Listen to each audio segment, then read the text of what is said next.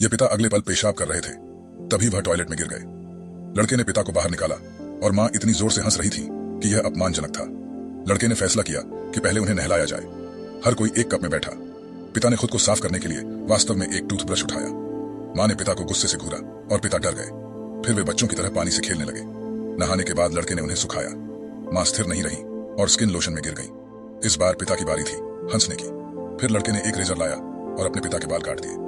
साफ सफाई के बाद लड़के ने अपनी बदबूदार जूतियां निकाली और अपने माता पिता को उनमें सोने दिया। पिता ने मोजे को सूंघा और कहा, यह बदबूदार है लेकिन मजेदार है। वह जूतों में बिना कुछ कहे कूद गए। सोने से पहले लड़के ने उनकी तस्वीर खींची और अपनी पसंदीदा लड़की को भेज दी। माता पिता ने फेलिक्स को बताया कि वे छोटे क्यों हो गए थे। फेलिक्स के स्कूल में कुछ अजीब था। वहां एक अदृश्य महिला थी। जब वे स्कूल पहुंचे तो उन्होंने एक पेंटिंग में जादुई दृश्य देखा। पेंटिंग के अंदर के लोग लड़ रहे थे। दंपति हैरान थे। जैसे ही वे पास गए, महिला को बेहोश कर दिया गया। महिला ने उनसे पूछा कि वे वहां क्यों आए थे। वे प्रिंसिपल से फीडबैक लेने आए थे। आश्चर्यजनक रूप से महिला ने जादू का उपयोग करके उन्हें छोटा बना दिया और एक पिंजरे में डाल दिया। पत्नी ने समाधान सोचा। उन्होंने पिंजरे को हिलाकर झुलाया और आखिरकार पिंजरा हुक से अलग होकर खिड़की से बाहर उड़ गया। रास्ते में उन्होंने अपने बेटे को देखा, लेकिन क्योंकि वे बहुत छोटे थे, कोई उन्हें देख नहीं सका। रास्ता खतरनाक था। वे राहगीरों से कुचल सकते थे और घर बहुत दूर था। सौभाग्य से उन्होंने एक पिज्जा डिलीवरी वाला आदमी देखा। वे डिलीवरी बॉक्स में छिप गए और घर पहुंच गए। पिता ने फेलिक्स को फुटबॉल से जगाया। फेलिक्स अपने माता पिता को छोटे रूप में देखकर चौंक गया। जैसे जैसे रात बढ़ी, फेलिक्स को अंततः पता चला कि क्या हुआ था। अगले दिन उसने अपने माता पिता को लेकर स्कूल गया सच्चाई पता करने, लेकिन पेंटिंग में आदमी बेहोश था। उसे प्रिंसिपल के कार्यालय में सुराग खोजने जाना पड़ा। उसने अपनी लॉकर में एक और छोटा आदमी पाया। यह प्रिंसिपल था जो ऊन के गोले में लिपटा हुआ था। पता चला कि वह बूढ़ी औरत स्कूल की पिछली प्रिंसिपल थी। पेंटिंग में आदमी पहले प्रिंसिपल थे। औरत मूल रूप से एक छोटा कंकाल थी।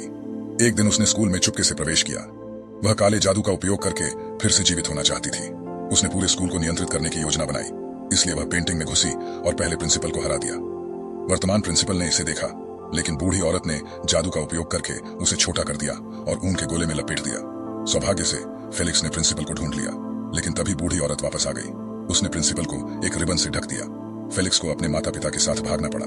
उसने अपने दोस्तों के साथ मिलकर बूढ़ी औरत को हराने की योजना बनाई। उन्होंने प्रिंसिपल को बचाने और सभी छोटे लोगों को फिर से बड़ा बनाने की योजना बनाई। वे स्कूल लौट आए और अपने दोस्तों की मदद से कार्रवाई की। प्रिंसिपल को बचा लिया गया। फेलिक्स बूढ़ी औरत का सामना करने गया। तभी एक पिज्जा लाया गया। बूढ़ी औरत ने देखा कि फेलिक्स के माता पिता पिज्जा बॉक्स में थे, इसलिए उसने पिज्जा बॉक्स को पेंटिंग में डाल दिया। लेकिन जादू के प्रभाव में बूढ़ी औरत खुद पेंटिंग में खींच ली गई। स्कूल के ढहने का खतरा था। पेंटिंग के अंदर के पिता ने फेलिक्स से जादुई गेंद पेंटिंग में फेंकने को कहा। जादुई गेंद ने पुराने प्रिंसिपल को औरत को हराने में मदद की। फेलिक्स ने गेंद पेंटिंग में फेंकी। बूढ़ी औरत हार गई। वे पेंटिंग से बाहर आ गए और पुराने प्रिंसिपल को उनका पुराना रूप वापस मिल गया।